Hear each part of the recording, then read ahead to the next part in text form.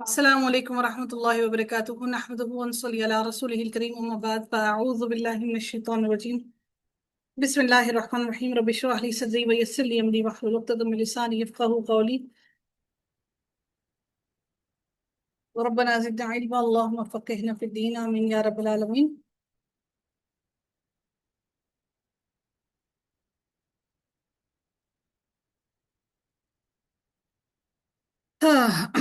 جی، آغاز کرتے ہی جی رکوع نمبر 6 کا اللہ تعالیٰ ارشاد فرماتے ہیں الذین ينفقون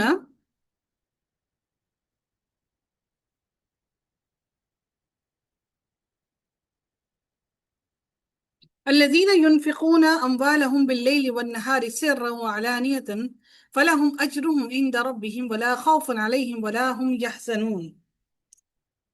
اللہ تعالیٰ فرماتے ہیں وہ لوگ جو کہ خرچ کرتے ہیں، جو لوگ رات دن کھلے اور چھپے اپنے مال خرچ کرتے ہیں، انہیں اپنے رب سے اس کا اجر ضرور مل جائے گا. ایسے لوگوں کو نہ کوئی خوف ہوگا اور نہ ہی وہ غمگین ہوں گے. یہ دراصل صدقات اور خیرات کے احکام کے بارے میں یہ آیت نازل ہوئی، یعنی آخر میں ایک دفعہ پھر اللہ تعالیٰ نے صدقہ کرنے کی ترغیب دی ہے. اب اس کی اللہ تعالیٰ نے یہاں پر خاص طور پر فرمایا کہ صدقہ کرنے کا کیا اجر و ثواب ہے. ان کا اجر و ثواب اللہ تعالیٰ کی ہاں موجود ہے. اب اس کی اگلی آیت میں اللہ تعالیٰ نے سود کے بارے میں ذکر کیا، یعنی صدقات اور خیرات وہ ہیں جو انسان کسی سے ہمدردی، مروت اور بھائی چارے اور محبت کی وجہ سے کسی کی ہیلپ کرتا ہے، اور جو سود ہے وہ کسی کے ساتھ بخل اور بری عادتوں کی وجہ سے انسان کسی کو دیتا ہے، یعنی اس کے ساتھ دل میں بخل ہے کہ آپ اسے پیسے بڑھا چڑھا کر دیں، اس کی ہیلپ کے لیے نہیں دے رہے. اللہ تعالیٰ نے ایک طرف ذکر فرمایا ان لوگوں کے لیے جو لوگ دن اور رات مال چھپے اور کھلے خرچ کرتے ہیں، یعنی اللہ کی راہ میں خرچ کرتے ہیں، تو ان کے لیے ان کا اجر ان کے رب کے پاس ہے اور ان پر نہ کوئی خوف ہوگا اور نہ ہی وہ غمزدہ ہوں گے. رب کائنات فرماتے ہیں پھر اگلی آیت میں الذین یأکلون الربا، جو لوگ سود کھاتے ہیں وہ کھڑے نہیں ہوں گے مگر جیسے وہ شخص کھڑا ہوتا ہے جسے شیطان نے چھو کر دیوانہ بنا دیا ہو. اس کی وجہ سے اور اس کی وجہ ان کا یہ قول نظریہ ہے کہ وہ کیا کہتے ہیں کہ وہ یہ کہتے ہیں کہ تجارت بھی تو آخر سود ہی کی طرح ہے. تجارت کو وہ لوگ کیا کہتے ہیں کہ یہ سود کی طرح ہے. دراصل سود خور یہودیوں کا قول یہ ہے کہ آج کل بہت سے مسلمان بھی اسی نظریے کے قائل ہو گئے ہیں کہ سودی قرضے دو طرح کے ہوتے ہیں. ایک ہوتا ہے ذاتی قرضہ، یعنی وہ قرضے جو کوئی شخص اپنی ذاتی ضرورت کے لیے کسی بینک سے لیتا ہے یا کسی انسان سے لیتا ہے. دوسرے تجارتی قرضے جو تاجر یا صنعت کار اپنی کاروباری غرض کے لیے بینکوں سے سود پر لیتے ہیں. اب جو مسلمان سود کے جواز کی نمائندگی کرتے ہیں وہ یہ کہتے ہیں کہ جس سود کو قرآن نے حرام کیا ہے وہ ذاتی قرضے ہیں جن کی شرح سود بڑی ظالمانہ ہوتی ہے، اور جو تجارتی سود ہے وہ حرام نہیں ہے، یعنی تجارت کے لیے آپ سود لے سکتے ہیں، کیونکہ اس دور میں ایسے تجارتی سودی قرضوں کا رواج ہی نہ تھا. یعنی اس وقت کاروبار کے لیے قرضے نہیں لیے جاتے تھے، اپنی ضرورت کے لیے قرضے لیے جاتے تھے. ایسے قرضے چونکہ رضامندی سے دیے جاتے ہیں اور ان کی شرح سود بھی مناسب ہوتی ہے اور فریقین میں سے کسی پر ظلم بھی نہیں ہوتا، لہٰذا یہ تجارتی سود اس بات سے وہ کہتے ہیں کہ اس بات سے مستثنیٰ ہے جس سے قرآن نے حرام قرار دیا ہے. دور نبوی میں تجارتی سود موجود تھے اور سود کی حرمت سے پہلے صحابہ میں سے سیدنا عباس اور خالد بن ولید ایسے ہی تجارتی سود کا کاروبار کرتے تھے. اس دور میں عرب اور بالخصوص مکہ اور مدینہ میں لاکھوں کی تجارت ہوا کرتی تھی اور ہمسایہ ممالک میں بھی تجارتی سود کا رواج تھا. قرآن میں ربا کا لفظ استعمال ہوا ہے جو ذاتی اور تجارتی دونوں قسم کے قرضوں کے لیے ہے. ایسا نہیں کہ ذاتی قرضے اپنی ذاتی ضرورت کے لیے ہے، بلکہ دونوں طرح کے قرضے اس میں ممنوع ہیں. قرآن نے تجارتی قرضوں کے مقابل میں یہ آیت جو نازل فرمائی وَأَحَلَّ اللَّهُ الْبَيْعَ وَحَرَّمَ الرِّبَا، اللہ نے تجارت کو حلال کیا اور سود کو اللہ نے حرام کیا. جبکہ ذاتی قرضوں کے مقابلے میں اللہ تعالیٰ نے کیا حصہ فرمایا آیت کا؟ اللہ تعالیٰ نے فرمائی يَمْحَقُ اللَّهُ الرِّبَا وَيُرْبَ الصَّدَقَاتِ، اور اللہ سود کو مٹاتا ہے اور صدقات کی پرورش کرتا ہے، اس کو بڑھاتا ہے. گویا اللہ تعالیٰ نے سود کے خاتمے کے لیے ذاتی قرضوں کا حل صدقات کو تجویز بتا دیا، اور تجارتی قرضوں کے لیے کیا کیا کہ انسان پارٹنرشپ پر کام کرے، جہاں پہ آپ کے پاس پیسے کم ہیں آپ پارٹنرشپ پر کام کریں۔ جہاں تک کم یا مناسب شرح سود کا تعلق ہے تو یہ بات آج تک طے نہیں ہو سکی کہ مناسب شرح سود کیا ہے۔ کبھی 2% بھی نامناسب شرح سمجھی جاتی ہے، جیسے کہ دوسری جنگ عظیم کے لگ بھگ کیا تھا کہ زمانے میں کیا ہوا کہ شرح سود جو ہے وہ کبھی 29% کر دی جاتی ہے، کبھی 2% کر دی جاتی ہے۔ تو اب اس بات کا تعین کون کرے گا کہ سود جو مناسب سود ہے اس کی شرح کتنی ہوگی؟ باہمی رضامندی جو ہے وہ صرف اور صرف اس صورت میں جائز ہے جو حلال طریقوں سے، جائز طریقوں سے فریقین کوئی معاملہ طے کرتے ہیں یا تجارت یا خرید و فروخت کرتے ہیں تو وہ اس کو حلال قرار دیا گیا ہے، جو باہمی رضامندی سے حلال طریقے سے کیا جائے، جبکہ سود حرام ہے۔ اگر فار ایگزامپل اگر باہمی رضامندی کی ضرورت ہے، وہ جیسے اگر ایک مرد اور ایک بیوی عورت کے درمیان میں اگر کوئی تعلق قائم ہوتا ہے، بے شک وہ باہمی رضامند ہو، اس بات پہ دونوں کی مرضی ہو، لیکن وہ حلال نہیں، وہ حرام طریقہ ہے۔ اسی طرح سود بھی باہمی رضامندی سے حلال اور جائز نہیں ہو سکتا۔ تو اللہ تعالیٰ نے سود کو ظلم قرار دیا ہے۔ اللہ تعالیٰ فرماتے ہیں ان لوگوں کے برعکس جو لوگ سود کھاتے ہیں وہ یوں کھڑے ہوں گے جیسے شیطان نے کسی شخص کو چھو کر مخبوط الحواس یعنی خپتی بنا دیا ہو۔ اس کی وجہ ان کا یہ قول، یہ نظریہ ہے کہ تجارت بھی تو آخر سود ہی کی طرح ہے، حالانکہ اللہ تعالیٰ نے تجارت کو حلال قرار دیا ہے اور سود کو حرام قرار دیا۔ اب جس شخص کو اس کے رب سے یہ نصیحت پہنچ گئی اور وہ سود سے رک گیا تو پہلے وہ سود جو کھا چکا سو وہ کھا چکا، یعنی جو گزر چکا اس کو، وہ گزر چکا، اس کو چھوڑ دو، لیکن اب مزید سود لینے سے گریز کرو۔ سود کھانے سے، لینے سے، دینے سے، دونوں طرح سے سود سے دور ہو جاؤ۔ اللہ تعالیٰ نے یہ نہیں فرمایا کہ جو سود کھا چکا وہ معاف ہے، بلکہ یوں فرمایا کہ اس کا معاملہ اللہ کے سپرد ہے، چاہے تو بخش دے چاہے تو سزا دے۔ لہٰذا محتاط صورت یہی ہے کہ وہ سود کی حرام کمائی خود استعمال نہ کرے، بلکہ جس سے سود لیا تھا اسی کو واپس کر دے تو یہ سب سے بہتر بات ہے، ورنہ محتاجوں کو دے دے یا رفع عامہ کے کاموں کو میں خرچ کر دے۔ لیکن یہ بات یاد رکھے کہ اگر وہ رفع عامہ کے کاموں میں وہ پیسہ خرچ کرے گا تو وہ ثواب کی نیت سے نہیں کر سکتا، کیونکہ صدقہ اور خیرات ہمیشہ حلال کمائی سے ہوتا ہے، حرام کمائی سے نہیں ہوتا، اور سود کی کمائی حرام ہے۔ اللہ تعالیٰ فرماتے ہیں کہ اللہ تعالیٰ نے تجارت کو حلال کیا اور سود کو اللہ نے حرام کر دیا۔ اللہ تعالیٰ نے کیا کیا؟ تجارت کو حلال کر دیا اور سود کو حرام کر دیا۔ اس کے رب کی طرف سے کوئی نصیحت جب اس کے پاس رب کی طرف سے آ جائے سو وہ باز آ جائے تو جو پہلے گزر چکا وہ اس کے لیے ہے اور اس کا معاملہ اللہ تعالیٰ کے حوالے ہے، اور جو دوبارہ سود کھائیں تو وہی لوگ آگ والے ہیں اور وہ اس میں ہمیشہ ہمیشہ رہیں گے۔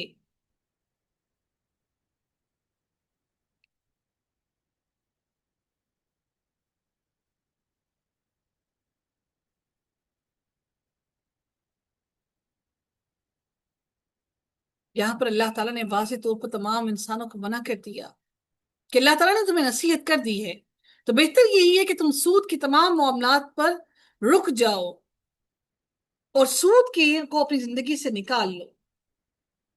پھر اللہ تعالیٰ فرماتے ہیں یمحق اللہ الربا، اللہ تعالیٰ سود کو مٹاتا ہے اور صدقات کو بڑھاتا ہے، اور اللہ تعالیٰ کسی ناشکرے گناہگار کو پسند نہیں کرتا۔ یعنی ناشکرے سے مراد وہ سود خور ہے جس کے پاس اپنی ضروریات سے زائد رقم موجود ہے، جس سے وہ اپنے کسی محتاج بھائی کی مدد کرنے پر آمادہ نہیں ہوتا، نہ اسے صدقہ دینا چاہتا ہے، نہ قرض حسن دینا چاہتا ہے، بلکہ الٹا اس کے خون پسینے کی کمائی پر اس کا سود کے اوپر اس کو قرضہ دیتا ہے، حالانکہ یہ زائد پیسہ جو ہے اس پر محض اللہ کا فضل تھا، اللہ نے اپنے فضل سے اس کو وہ پیسہ عطا کیا، اور صدقہ یا قرض دے کر اسے اللہ کے اس فضل کا شکر ادا کرنا چاہیے تھا، مگر اس نے زائد رقم کو سود پر چڑھا کر اللہ کے فضل کی انتہائی ناشکری کی۔ لہٰذا اس سے بڑھ کر बदअमली और गुनाह की बात और क्या होगी। अल्लाह ताला मजीद फरमाते हैं,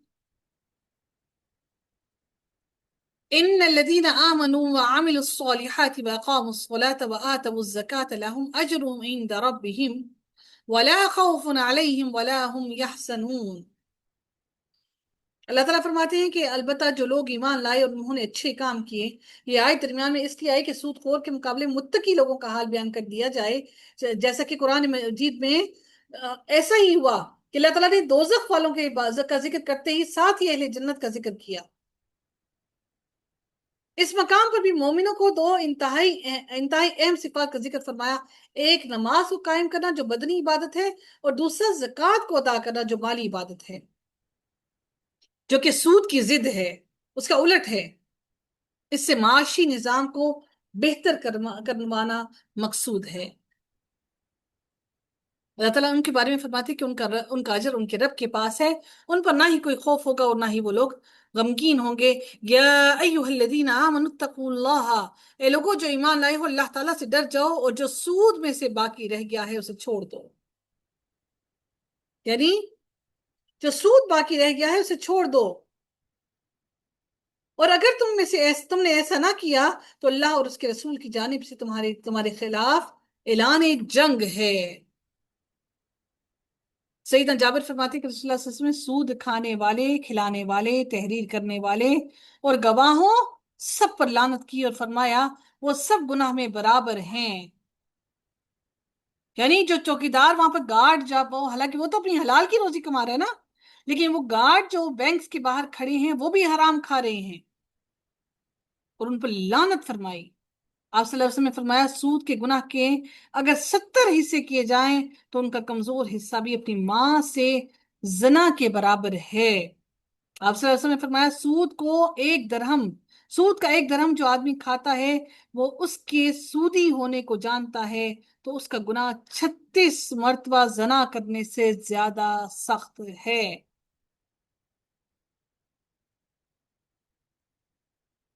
अब सवाल ये होता है कि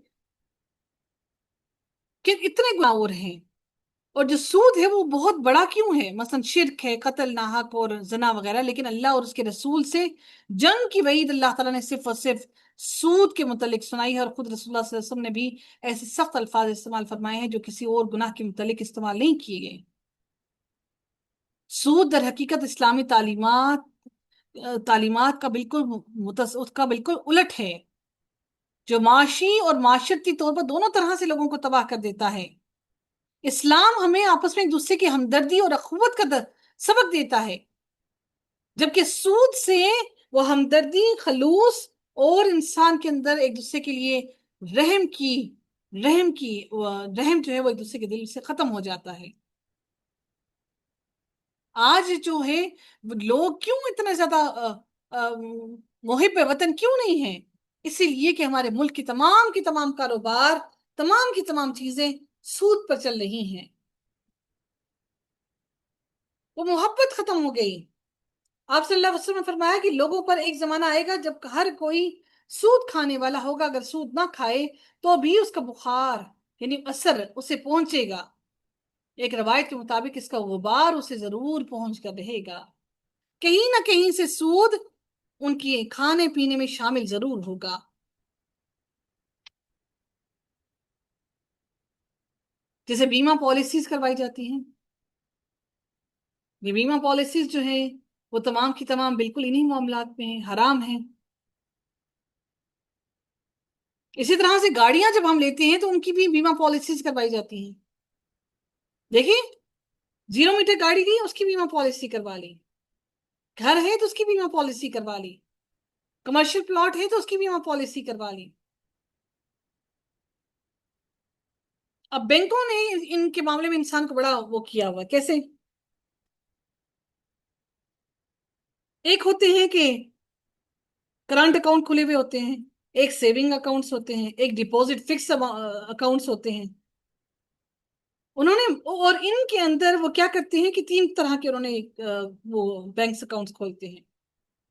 जो करंट अकाउंट होते हैं इनमें बैंक वालों की बैंक बैंक लोगों की रकम जो है वो जमा करते हैं, लेकिन जमा करने वालों को सूद नहीं देते।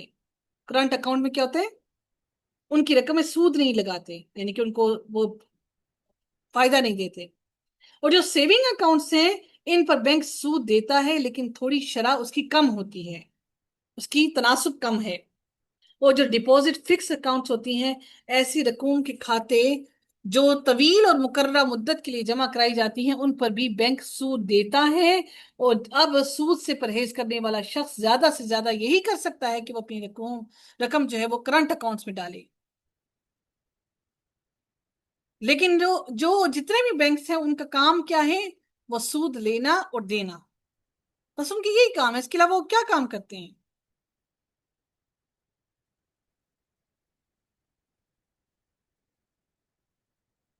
बीमा पॉलिसीज हैं, रिटायरमेंट के ऊपर फंड्स दिए जाते हैं।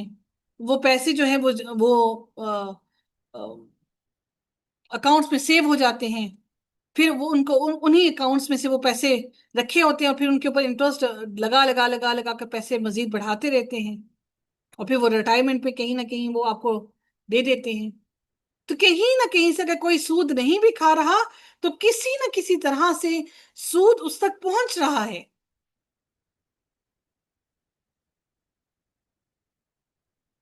अल्लाह ताला, नबी करीम सल्लल्लाहु अलैहि वसल्लम ने इसी दिन के बारे में ये फरमा दिया कि अगर कोई इंसान खुद सूद नहीं खाता, तो किसी ना किसी तरीके से उसके साथ सूद जरूर पहुंचता है। अच्छा वो नहीं, तो इनामी बॉन्ड्स देखिए, इनामी बॉन्ड्स भी आपकी वो कमाई नहीं है। वो सूद किस तरह से, आपकी बगैर मेहनत के इतने लोगों ने वो इनामी बॉन्ड्स खरीदे, और उसमें से आपका इनाम निकल आया। दूरंदाजी पर 50 रुपए का या 100 रुपए का जो आपका इनाम है, बॉन्ड था, उस पे आपका 10,000 निकल आया। तो ये कहाँ से आया? ये सारे के सारे सूदी कारोबार हैं, जो कहीं ना कहीं किसी ना किसी मुख्तलिफ सूरतों में हमें दिए गए हैं। फिर किस्तों का कारोबार जो किया जाता है, फिर हम देखें कि आपका जो किस्तों का कारोबार है, क्या क्या कहते हैं कि अगर आपने इतने वक्त पीरियड में अगर आपने अपनी किस्तें वापस ना लौटाई, तो आपको फिर इतना हम मजीद आपसे लेंगे।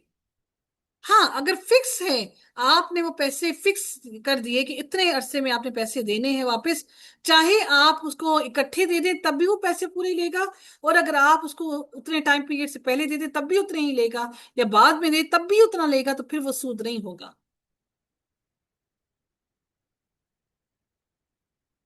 तो किसी ना किसी तरीके से कहीं ना कहीं पर सूद हमारी जिंदगियों के अंदर कहीं ना कहीं पर दाखिल है।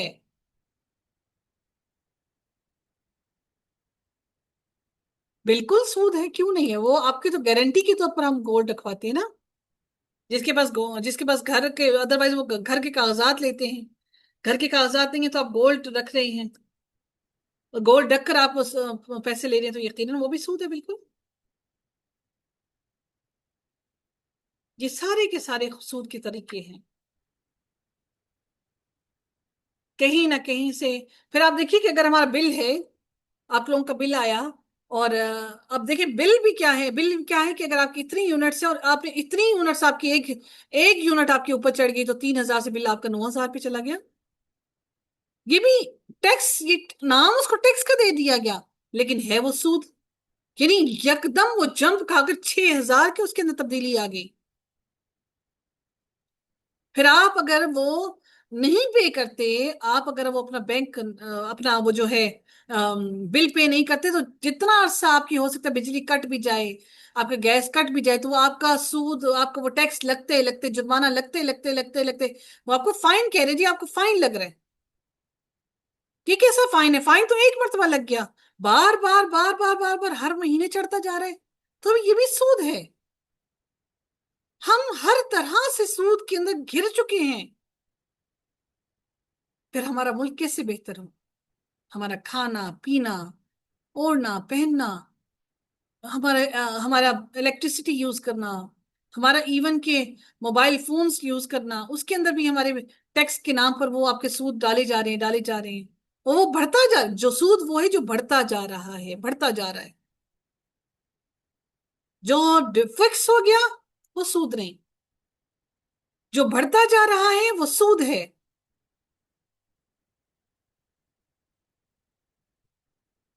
اللہ تو ہم پر رحم فرمانا۔ اللہ تعالیٰ پھر اگلے آیت میں فرماتے ہیں فَإِن لَمْ تَفْعَلُوا فَأْذَنُوا بِحَرْبٍ، پھر اگر تم نے ایسا نہ کیا تو اللہ تعالیٰ اور اس کے رسول کی طرف سے بڑی جنگ کا اعلان سن لو، اور اگر تم توبہ کرو تو وہ تو تمہارے لیے تمہارے اصل مال ہیں، یعنی جو اصل مال تم نے خرچ کیا صرف وہی ہے، وہ تم لے لو، اس کے اوپر سود نہیں لینا، نہ تم ظلم کرو اور نہ تم پر ظلم کیا جائے، یعنی تم کسی پر ظلم نہ کرو تو اللہ بھی تم پر ظلم نہیں کیا دے گا، یعنی روز قیامت جہنم میں نہیں ڈالے گا۔ اور اگر کوئی تنگ دست ہو تو آسانی تک اسے مہلت دینا ہے، اور تمہارا صدقہ کرنا ہی تمہارے لیے زیادہ بہتر ہے، یعنی اگر کوئی تمہیں اپنی رقم واپس لوٹا نہیں سکتا، اگر کوئی پیسے نہیں واپس لوٹا سکتا، تو بہتر یہ ہے کہ تم اس پیسے کو صدقہ کر دو، دے دو، ایسے ہی دے دو۔ اللہ تعالیٰ فرماتے ہیں تمہارے لیے تمہارا صدقہ کرنا تمہارے لیے زیادہ بہتر ہے اگر تم جانتے ہو، اور اس دن سے ڈرو جس میں تمہیں اللہ تعالیٰ کی طرف لوٹایا جائے گا، پھر ہر نفس کو پورا پورا بدلہ دیا جائے گا جو اس نے کمایا، اور ان پر ظلم نہیں کیا جائے گا۔ جو ایسے قرض حسن دے دیتے ہیں تو اللہ تعالیٰ اس کے قرض حسن دینے کی وجہ سے اللہ تعالیٰ اس کا قیامت کے دن تک اس کا اجر بڑھتا ہی جائے گا، بڑھتا ہی جائے گا، بڑھتا ہی جائے گا۔ اللہ تعالیٰ ہم سب پر رحم فرمائے اور ہم سب کو تقوی نصیب فرمائے۔ اللہ رب العزت ہم سب کو سود سے محفوظ رکھے، اور سود کھانے والے، سود کے معاملات کرنے والے، ان تمام لوگوں سے اللہ تعالیٰ ہم سب کو دور فرما دے، آمین یا رب العالمین۔ وآخر دعوانا الحمد للہ رب العالمین، صلی اللہ تعالی علی خیرہ خلقہ اجمعین، برحمتک یا ارحم الراحمین، سبحانک اللہم وبحمدک، نشہد ان لا الہ الا انت، نستغفرک ونتوب الیک۔ السلام علیکم ورحمۃ اللہ وبرکاتہ۔